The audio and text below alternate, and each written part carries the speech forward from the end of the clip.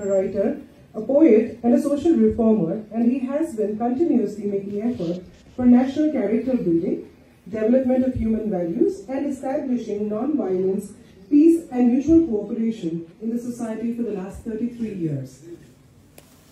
In order to give a practical shape to these values, he founded the Ahimsa Vishwas Bharati and thus made his field of activities spread throughout the world. With the establishment of Ahimsa Vishwa Bharati, he started a strong movement against social evils such as abortion of female child, drug addiction, environment pollution, etc. Acharya has been working tirelessly for interreligious and interfaith harmony. He has been invited to discussion over interreligious harmony with supreme spiritual leaders of the world, including His Holiness Pope Francis, Dalai Lama, Sri Sri Ravi Shankarji, and many more. His Highness Acharya Dr. Lokesh Muniji has been honored with the National Communal Award, Harmony Award 2010 by the Government of India in a prestigious ceremony organized at the Vigyan Bhavan. Acharya has also been honored with Ambassador of Peace at the London Parliament.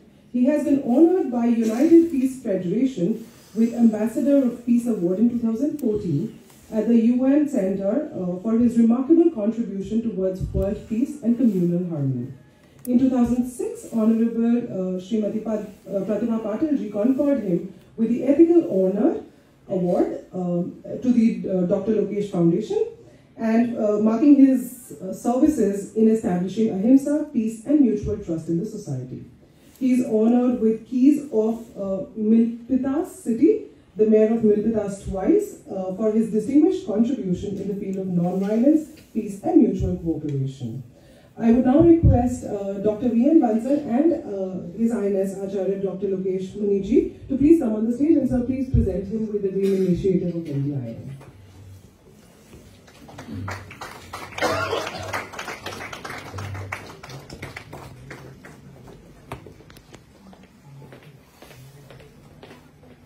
Very good. That's it. All right, sir. One more, sir. Thank you, sir. I would request Acharya to please address our audiences here. Sir.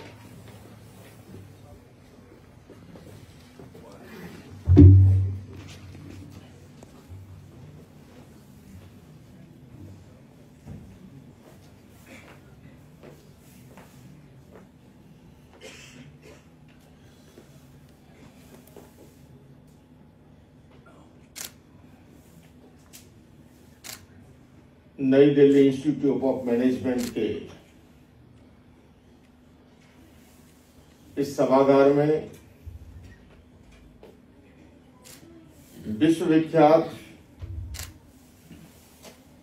Philips Kotler के इस book का भारतीय संस्करण का लोकार्पण कर मैं अपने आप को गौरवान्वित महसूस कर रहा हूं।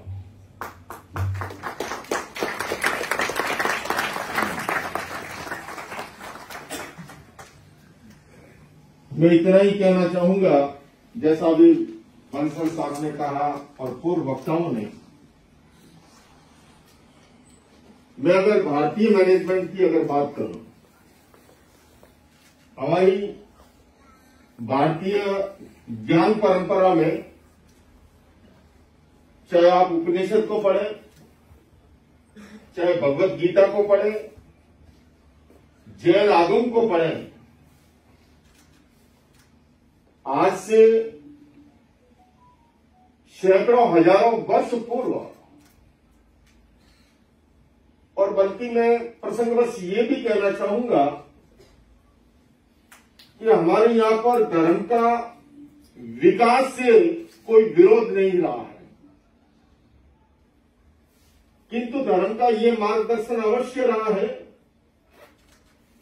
कि विकास अध्यात्म की नींव आधारित होता है तो वो जीवन में वरदान बनता है, और नहीं तो कभी कभी वो विकास हजम नहीं होने के कारण से वरदान की बजाय अभिशाप बन जाता है। हम आए दिन समाचार पत्रों में इस संचार क्रांति के युग में टीवी चैनल के माध्यम से भी ऐसी घटनाएं देखते हैं, सुनते हैं, और इसीलिए हमारे यहां पर सदैव संतुलन की बात की गई। उपनिषद में पुरुषार्थ चतुष्टय की कल्पना की गई, अर्थ, काम, धर्म और मोक्ष। जैसा कि मैंने कहा कि धर्म का डेवलपमेंट से कोई विरोध नहीं, किंतु धर्म का यह अवश्य मार्गदर्शन है कि जब हम धर्म और मोक्ष को भुला करके केवल अर्थ और काम के पीछे अंधी दौड़ लगाते हैं, तब समाज में विकृतियां पनपती हैं। और यही बात भगवत गीता जी में, गीता जी का आखिरी श्लोक है, यत्र योगेश्वर कृष्ण यत्र पार्थो धनुर्धर तत्र श्री विजयो भूति दुर्वा मीति मतिर्मन। लोकमान्य बाल गंगाधर तिलक जी ने गीता जी के श्लोक का उन्होंने टीका लिखते वक्त लीक से हटकर के अर्थ किया। उन्होंने योगीराज कृष्ण को अध्यात्म का प्रतीक माना और अर्जुन को भौतिकता का प्रतीक मानते हुए कहा कि जहां पर अध्यात्म और भौतिकता के बीच में संतुलन है, वहीं पर विजय है, वहीं पर भूति है, वहीं पर श्री है और वहीं पर लक्ष्मी है। आज अपेक्षा इस बात की है, हमारे देश के माननीय प्रधानमंत्री विकास पर बल देते हैं, किंतु मैं समझता हूं मेरे से भी अधिक आप लोग, क्योंकि मैं तो एक अलग दुनिया से हूं, आप जिस दुनिया से हो मेरे से अधिक जानते हो कि समाज में अगर पीसफुल एटमॉस्फेयर है तो इन्वेस्टर आएगा, नहीं तो इन्वेस्टर भी नहीं आएगा। इसलिए शांति का विकास के साथ संबंध है, शांति का समृद्धि के साथ संबंध है, शांति का स्वास्थ्य के साथ संबंध है। मैं अधिक लंबा समय लिए बगैर, जब हमारे केदारनाथ थे उस तीर्थ से जुड़े हुए मनीषी यहां उपस्थित हैं, लेकिन मैं ये अवश्य कहना चाहूंगा और इस बुक को पढ़ने के बाद आप ही महसूस करेंगे, जैसा अभी मेरे से पूर्व विद्वान वक्ता ने कहा, सस्टेनेबल की जो बात है। अब देखिए ये भारत का सदियों शताब्दियों वर्ष पूर्व का ज्ञान किस तरह से दुनिया को प्रभावित कर रहा है, और आने वाला समय आपका है, भारत का है, इस बात में कोई संदेह नहीं है। और उसके लिए हम सबका और अधिक कर्तव्य और दायित्व बन जाता है। किंतु मैं यह अवश्य कहूंगा कि जब जब संतुलन को बुलाया है और उस संतुलन को उत्पन्न करने के लिए, बल्कि मैं जब ऐसे महान संस्थान नई दिल्ली इंस्टीट्यूट ऑफ मैनेजमेंट के इस मंच पर खड़ा हूं, मैं यहां से तमाम सरकारों से निवेदन करना चाहूंगा कि हमारा मॉडर्न एजुकेशन सिस्टम जो है वो केवल लेफ्ट हेमिस्फीयर को जगाने का काम कर रहा है, जो कि बुद्धि, गणित, तर्क इसके लिए रिस्पॉन्सिबल है। किंतु हमारा राइट हेमिस्फीयर जो इंट्यूशन पावर के लिए, जो स्पिरिचुअल डेवलपमेंट के लिए रिस्पॉन्सिबल है, वो सोया पड़ा है। आज अपेक्षा इस बात की है, आधुनिक शिक्षा प्रणाली शारीरिक शिक्षा पे ध्यान दे रही है, बौद्धिक शिक्षा पर बहुत ध्यान दे रही है, किंतु साथ साथ में मेंटल डेवलपमेंट और इमोशनल डेवलपमेंट का प्रावधान नहीं जुड़ता है। मैं व्यक्तिगत किसी पे आक्षेप नहीं करना चाहूंगा, पर यह ध्यान अवश्य आकृष्ट करना चाहूंगा। आपने भी टीवी चैनलों में देखा होगा, पिछले दिनों ही एक माता अपना पुत्र पति से न मिल पाई और उसलिए गोवा के होटल में जाकर के एक बच्चे को अपनी मां अपने हाथों से उसे नींद कैसे सुला सकती है। यहां आकर के हम सोचने के लिए मजबूर होते हैं कि क्या हमारे एजुकेशन सिस्टम ने इतना भी नहीं सिखाया। एक साइंटिस्ट जब सही समय पे मनोवृत्ति नहीं होती है, बहुमंजिल इमारत से कूद के जान ले लेता है, या एक डॉक्टर जब जानता है कि नशा नाश करता है, उसके बावजूद भी करता है, कि ये सोचने के लिए मजबूर होते हैं। ये बात मैं केवल एक सन्यासी होने के नाते नहीं कह रहा हूं। मेडिकल साइंस इस बात को एक्सेप्ट करता है कि अगर स्टूडेंट का सिंपैथेटिक नर्वस सिस्टम ज्यादा सक्रिय है या पैरासिम्पेटिक नर्वस सिस्टम या तो वो हीन भावना में चला जाएगा या इतना आक्रामक बन जाएगा, जैसा कि पिछले दिनों वर्जीनिया में, टेक्सास में एक बच्चे ने कितनों को जो है मौत की नींद सुला दिया। जब जब व्यक्ति का एनिमल ब्रेन जागृत होता है, हमें समस्या के समाधान के लिए रूट कॉज में जाना चाहिए। जब जब एनिमल ब्रेन जागृत होता है, तब तब व्यक्ति पार्श्व कृतियों में संलग्न होता है। मैं अधिक लंबा समय नहीं लूंगा, हालांकि क्या ही अच्छा होता किस प्रकार की ऑडियंस के बीच में मैं पूरे समय मौजूद रह पाता, किंतु आज ऐसी कुछ मजबूरी है। लेकिन मैं आपसे वादा करके जाता हूं, दिल्ली इंस्टीट्यूट मैनेजमेंट मुझे जब भी याद करेगा 24/7 मैं निष्काम भाव से आपके यहां पर खड़ा मिलूंगा।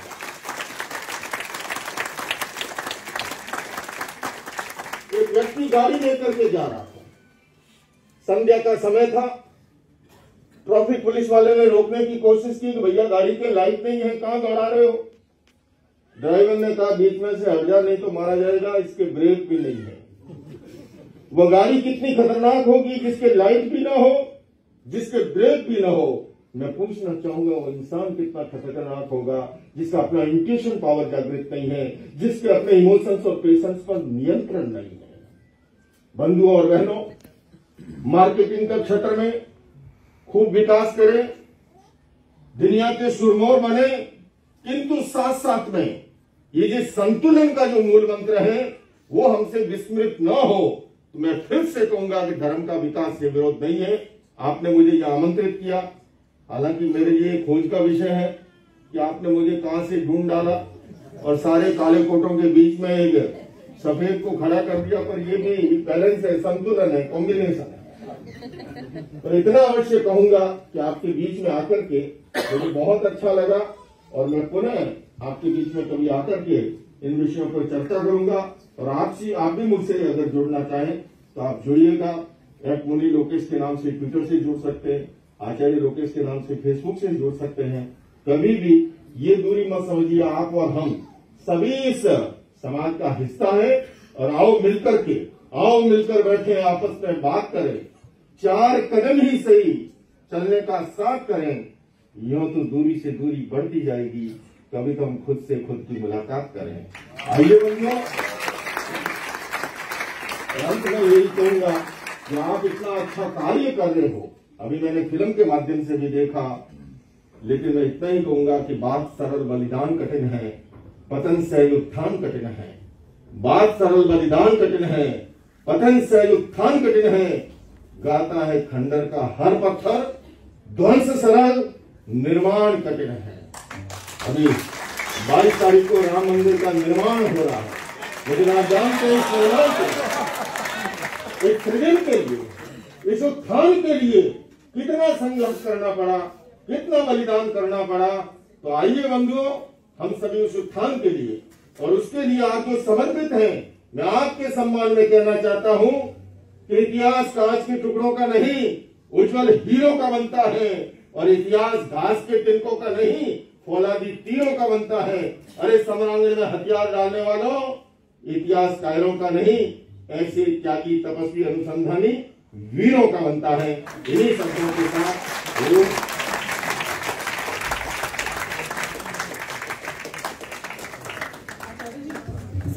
आप प्लीज एक मिनट अगर स्टेज पे रहेंगे क्योंकि आपको अर्जेंटली जाना है। तो आई रिक्वेस्ट जितने भी लोग आज अवार्डीज हैं वो एक बार सर के साथ अपने फोटो खिंचवा लें। And so I request all the recipient of the award please come up on stage. अगले 5-7-10 मिनट में आप जो भी कर सकते हैं, मैं अपना कार्यक्रम थोड़ा आगे मैसेज दे दूंगा।